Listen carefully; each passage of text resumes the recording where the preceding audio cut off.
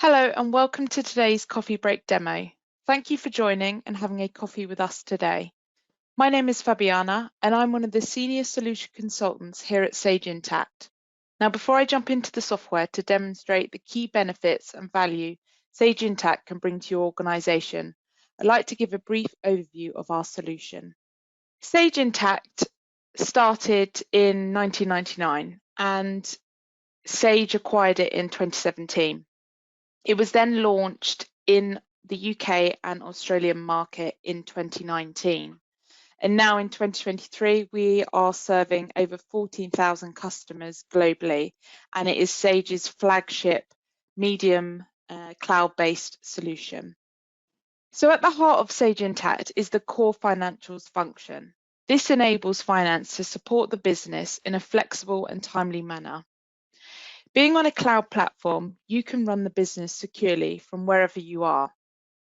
Built on top of the financial core are key business processes that support growing businesses such as multi-entity, multi-currency consolidations, revenue management, and many more.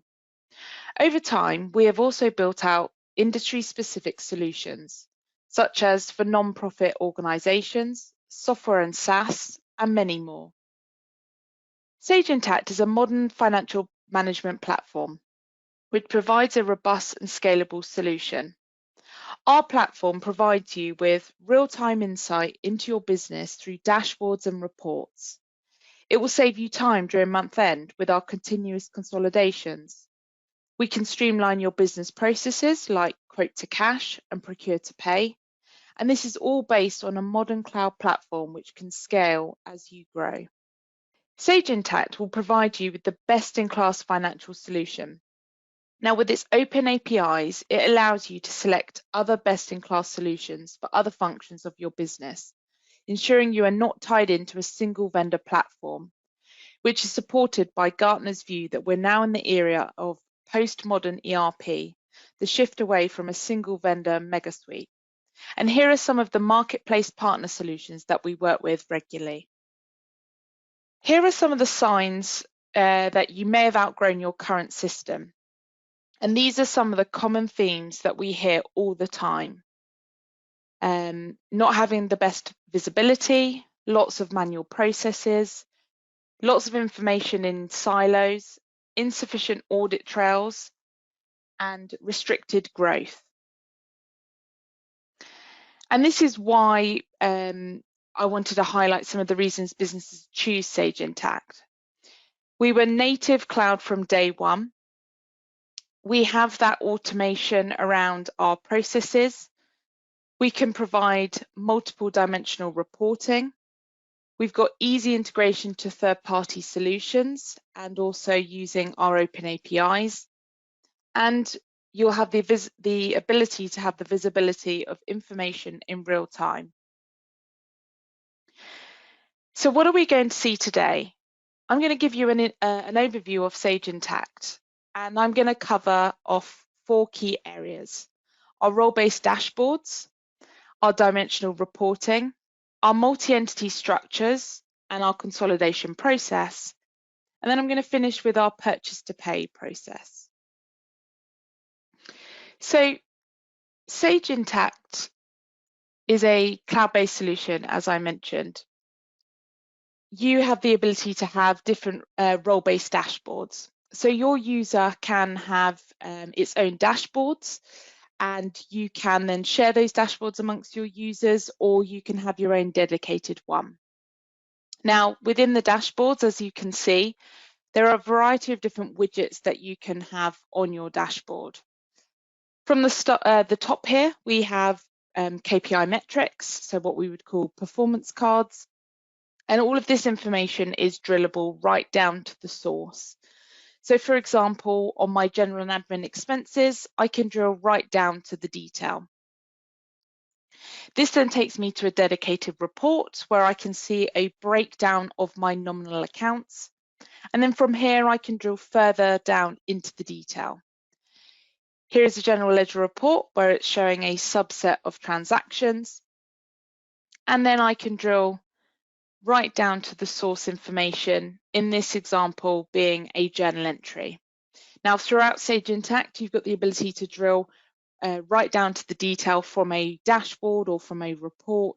So it makes it far easier to get visibility of what's going on within your business or within your departments, and you can easily get access to that information in real time. As I come down my dashboard, there are other examples of different types of reports and widgets that you may want to have on your dashboard. For example, down the right-hand side here, I've got examples of some financial reports where I've applied some color scaling. And again, where it's highlighted in blue, I have the ability to drill down into the detail. As well as financial and operational style reports, we also offer graphical style reports that you can configure and set up yourselves. And it also comes with a number of pre-built reports and graphical style reports as well. And again, all of this information is drillable. And then finally, on my dashboard here, I wanted to highlight our Intacct Collaborate tool. This is a communication tool which will allow you to add transactions, comments against your transactions. So for example, here I've got a feed where it's showing various different comments that have been left against different transactions between a few different users. And it's a great way to be able to keep that communication in the system related to your transactions or to your reports, rather than outside of the system, you know, via email or via Teams or whatever communication tools that you use within your business. So it's a great way to keep all of that information in the system, but also when it comes to things like month end or year end or even auditing, you've got the ability to look back and see why things were posted, why that particular transaction was approved. So it's very handy for that. And then finally on this dashboard, which we will have a look at a little bit later on, is you've got the ability to have lists of approvals on your dashboard as well. So if you're responsible for, let's say, approving purchase transactions or payments, you've got the ability to have a list on your dashboard. So as soon as you log in the morning, you immediately can see any transactions that are awaiting your approval. The next area that I wanted to cover off was a little bit more around Sage Intacct's structure and how we structure the system, so via our entities, our accounts, and our dimensions. So I mentioned that Intacct is a multi-entity solution, and in comparison to some of the smaller products out there where you can set up more than one entity, but it would be a single instance and you would have to log in, log out in order to access your information. With Sage Intacct, it's one database, so you've got the ability to have as many entities set up on the system as you like. So as you're looking to scale and grow, maybe expand out into other countries, you can set all of those entities up in the one system. Now, in terms of being able to access those different entities, you may have noticed that I'm currently at top level, so I can see across all of my entities that I have set up in my system. But if I wanted to switch to look at one of my other entities and see a slightly different lens and different reports, then from the drop-down list here, I can select one of those entities. So for example, if I wanted to look at my US entity, then all the system does is opens up a separate tab in my web browser, giving me the ability to now have a look at this dashboard in a different entity. And as you can see, the currency has changed based on my selection as well. Now, some of the reports, as you can see here, are not set up to be utilized within this entity, but you can see where now I'm in a different entity, it's now changed that view. So it's nice and easy to be able to switch between your different entities. You can also see I've got a UK entity here set up as well. So you can have as many tabs open at one time. So you can work in between and across your different entities to make life easier for you.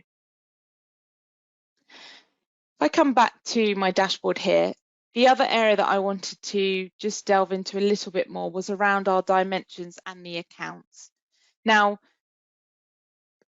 your chart of accounts will be set up, but what we can also have is account groups as well, which then from a reporting perspective makes life far easier.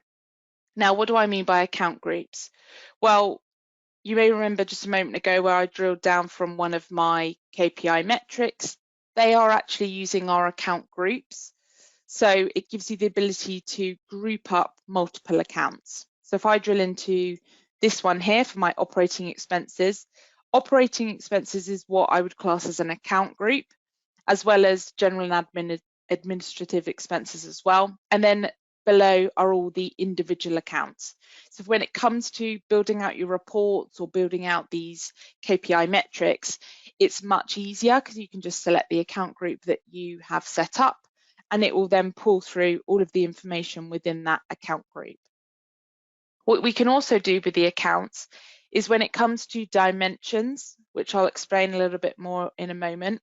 So if you think about department, or you might call it cost center or project code, we can link those to our accounts. And when I say link, what I mean by that is you can set mandatory dimensions in order to be able to capture those against your transactions. So the way in which we use those dimensions is we tag those against your transaction lines, and then from there you can then start to slice and dice your reports in multiple ways, giving you that flexibility and also that granular detail. Now let's see some of those dimensions in action. So on this dashboard here, I've got this revenue trend report, which has captured multiple dimensions within the one report.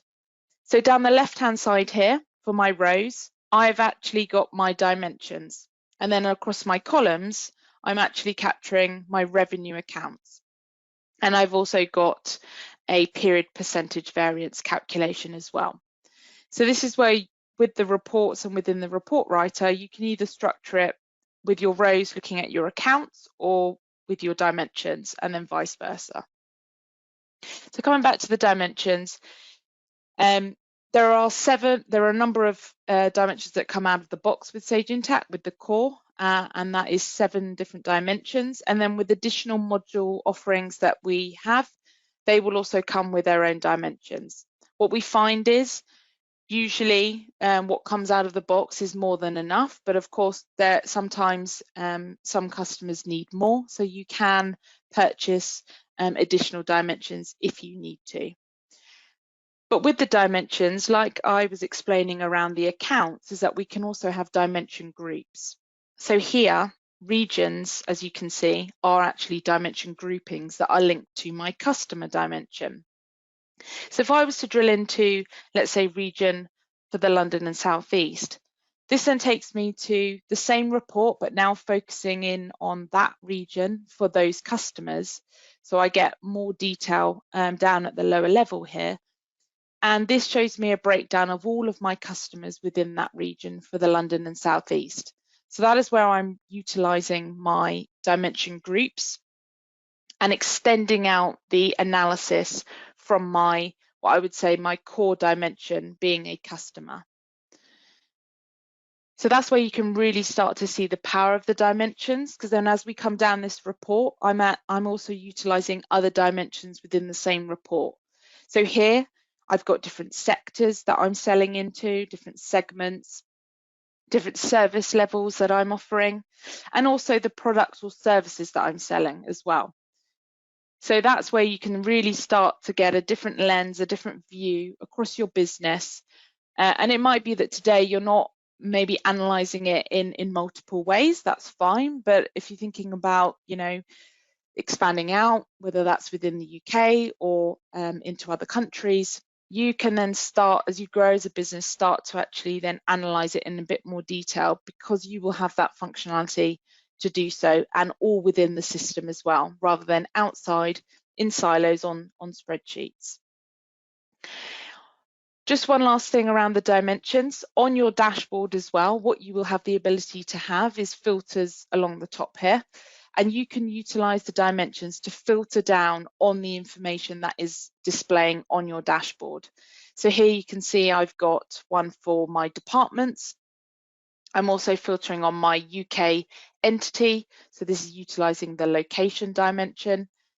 And then I've also got one for my customers here, where I can filter on specific customer or customer groups, or just across all of my customers. So again, it gives you that focus and that dedicated analysis on particular areas within your reports. So the next area that I wanted to cover today was around our consolidations. So it might be today that you are struggling and you might have strategic goals where you're looking to expand into new locations, but your current system isn't allowing you to do so because, as I mentioned before, you might have multiple instances rather than the one system. So with that, that creates a headache. And when it comes to then consolidating your books at month end, that's a time-consuming task. And you're having to export your information out of your finance system into Excel spreadsheets and then do your consolidation there. Now with Sage Intacct, what we will provide is we've got a consolidation module that will allow finance teams to manage your entities, manage your reports and consolidations all within the one finance system.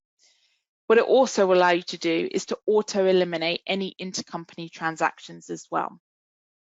So if we start with having a look at how we set up the consolidations. So using my bookmarks here, I am going to have a look at how I set up my consolidation books. So your consolidation books, you can have as many of these set up as you like. It might be that your consolidation is fairly simple today, or it might be that you require to have multiple consolidation books. Now, you're not restricted, so if you did require more than one, then that is fine and we can set those up. But let's have a look at one of my UK consolidation books that I've set up. And I'm just going to talk you through some of the highlights that I wanted to cover here. So on the book information, if you are a multi-currency business, then you can set what the currency is going to be to consolidate up. If you are just a UK company and it's all in GBP, then that's fine. We can still take advantage of the consolidation module. But if you are, if you have got entities in other countries and you're going to be required to do currency revaluations, then at this point you can set the translation method and which accounts those currency exchange gains or losses are going to be posted against. Then you have your entities to consolidate. Now it's very easy to select which entities you wish to consolidate, and at any point as you add on new entities, or you may no longer need to consolidate that particular entity, it's very easy to come in here, edit your consolidation books and make those adjustments. Now, of course, providing you've got the permissions to make those changes, because that can all be driven by your user's role and their permissions. But if you do have that ability to make those changes, then it's a couple of minutes exercise and you'll be ready to go and continue on with your consolidations. So that's how you would select your entities to consolidate.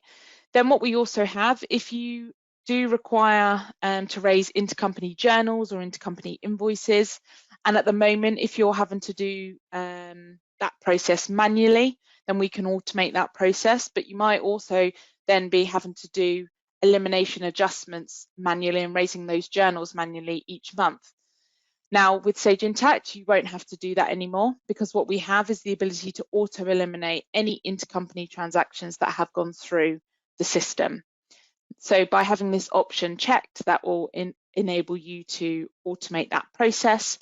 What you also have the ability to have is an elimination entity, so you can just clearly see those elimination transactions that have gone through, and then apply an adjustment account to see where those elimination adjustments have been posted to and to which account. Then, depending on what dimensions you're going to be using, you can select those, so those transactions are then included. And then finally, just coming back to the intercompany transactions, the system will pull through your intercompany accounts, and then if you had any additional ones that you've set up, then you can also include those, so those eliminations can occur. So that's how we would set up the consolidations. And then in terms of being able to run the consolidation, it's very easy. So you would come in here, you would select your consolidation book, you would then select the period range that you wish to run the consolidation for.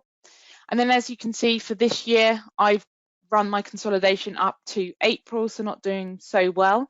However, I have got the ability to rerun my consolidation during the month. So earlier you might have heard me talk about continuous consolidations. So what we mean by that is with Sage Intacct, the consolidation process isn't a process that you have to wait until the end of the month to be able to run and do. You can run it throughout the month and throughout the year. So that's what we mean by continuous consolidation. So it gives you that ability to keep running it and not having to wait right up until the end of the month where you're going to have other tasks that you need to tick off and get done. This can be processed throughout the month.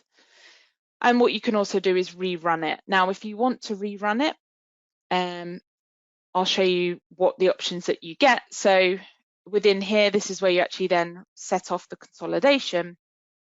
The recommended way is to update with any net changes, and most people will just have that option selected and rerun it for the month.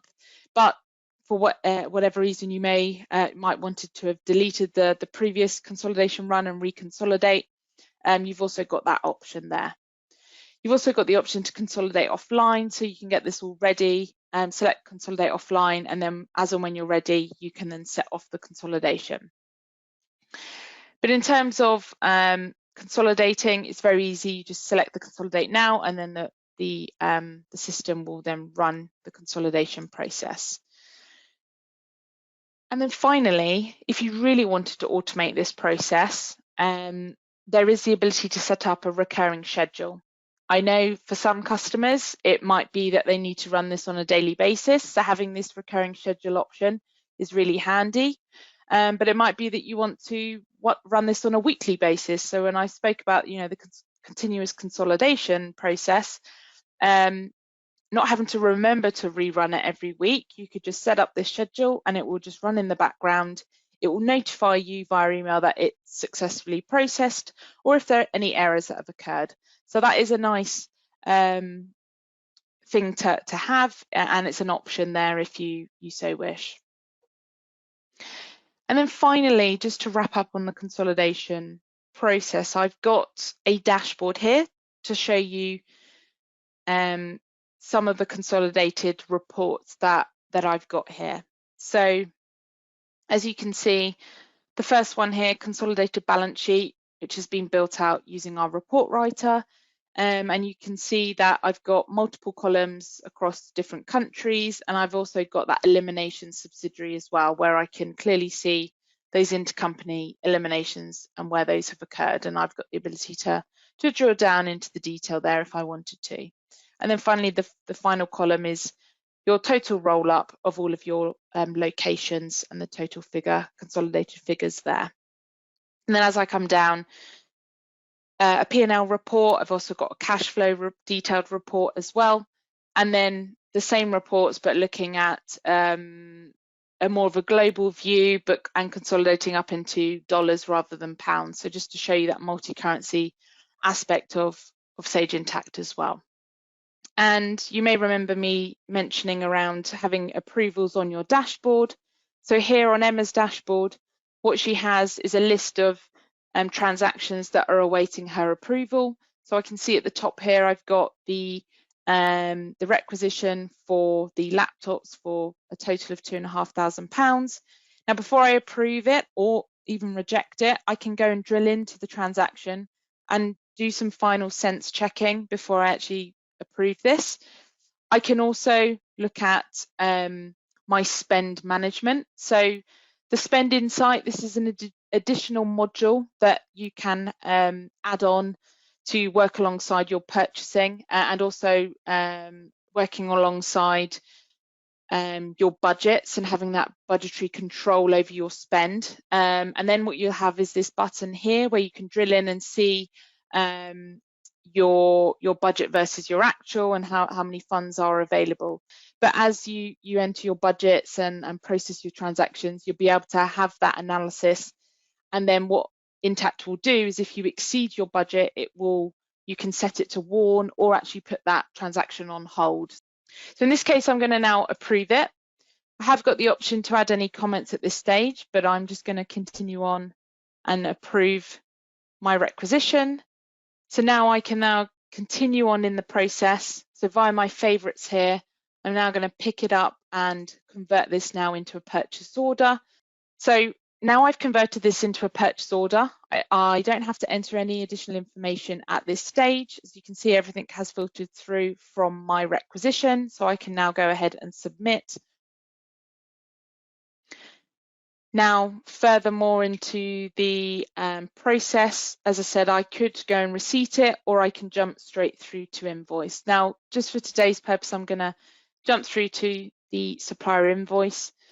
Now, of course, in reality, what's going to happen is you're going to receive your supplier invoice through most likely via email nowadays, and it'll be in a PDF format or a Word document.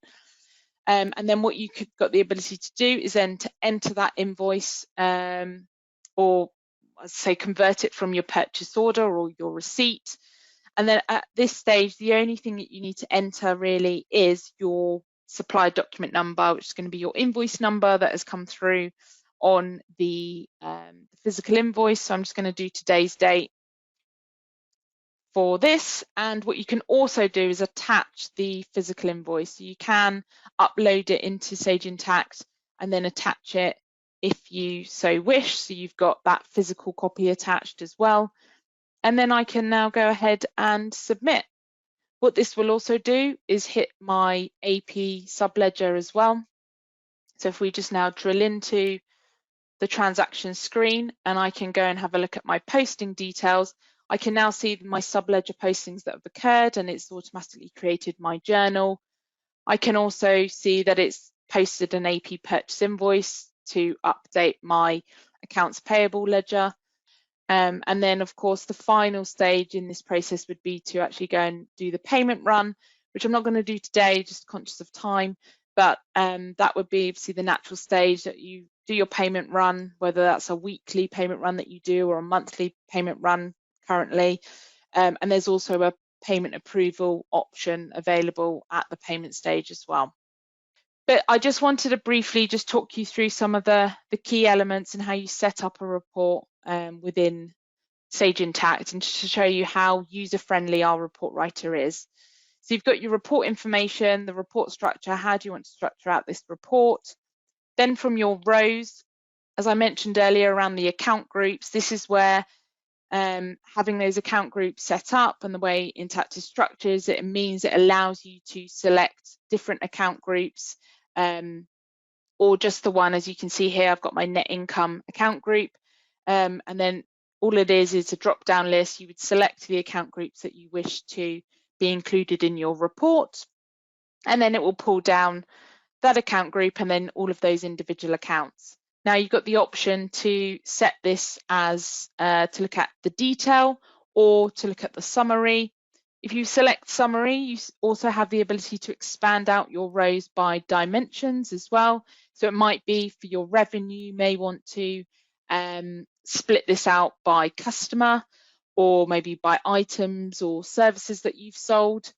So again, that gives you the ability to have that lower level of detail when it comes to the analysis.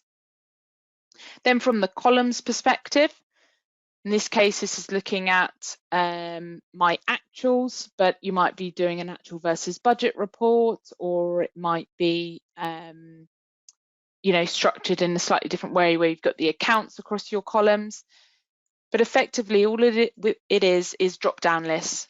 If you wanted to expand your columns by your dimensions, again, you can do so. So in this case, I'm looking at my P&L by department. So that's where I've got my department selected. And then finally, you can then filter on your report. So again, I'm filtering on my departments, but also my location. But if I wanted to include any other additional dimensions that I wanted to filter this report on, I can do so. And then from a formatting perspective, this is really for when you're printing out the report or sending it out via PDF. You can select the format, the font, the size, the color, etc., how you want to set that. And then on your rows and totals, similar to Excel, do you want to underline your totals? Do you want to show currency symbols, etc.? So you can get into the detail there around your rows and totals formatting. That was everything that I wanted to take you through today. So just a recap of what we've seen. I started off with showing you a bit around the role-based dashboards and the insights and the information that you can gather on your dashboards with our reporting.